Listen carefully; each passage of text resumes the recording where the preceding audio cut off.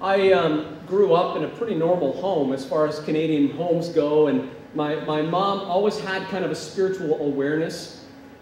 She was, I wouldn't say that, she wouldn't go to church every week and all that, but she made me pray. And so every night, I prayed that prayer, now I lay me down to sleep. I pray the Lord my soul to keep. If I should die before I wake, I pray the Lord my soul to take, which looking back, it's kind of a morbid prayer for a little kid to pray.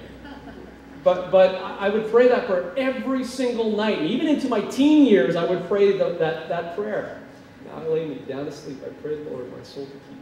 If I should die before I wake, I pray the Lord my soul to take. And so I always had this awareness because my mom planted that in my life. My dad, on the other hand, great man, great father.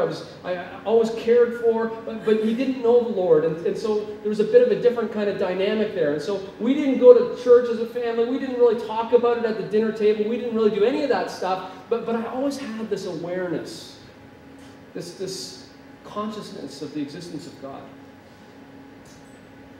Well, when I was around 10 years old, we moved to Holland Landing, and it's difficult for a junior higher to move into an area and leave all of his friends that you grow up with in public school and get into a different setting, and you have to make new connections and new friends. And I don't know what it is, but especially with teenagers, you tend to gravitate towards acceptance. And it just seemed that the crowd that I was accepted by and I really felt that I connected to was a crowd that liked to party. And even at a young age 12, I just kind of got into that whole party culture. And so 12 years old, I start using drugs, start drinking. And this kind of escalated because I've always been fairly entrepreneurial, even as a young child. I realized as a 12-year-old that I could make money off this drug thing. And so when I turned 13, I started dealing drugs to my friends.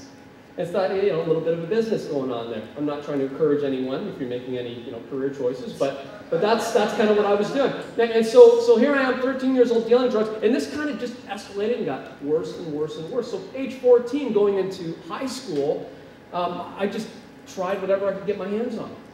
And you know what? I mean, I'd seen the commercials, this is your brain on drugs. I don't know if you're old enough to remember those or not. The egg frying in the pan. I remembered all that, and I knew that, and I understood that you can get hurt, you can get in trouble, that you could even die from drug use. But I thought, like so many other teenagers think, it's not going to happen to me. Yeah, it happens. I've heard the statistics. I've paid attention in health class. I've listened to this, crazy motivational speakers. But the reality is I didn't think it would ever happen to me.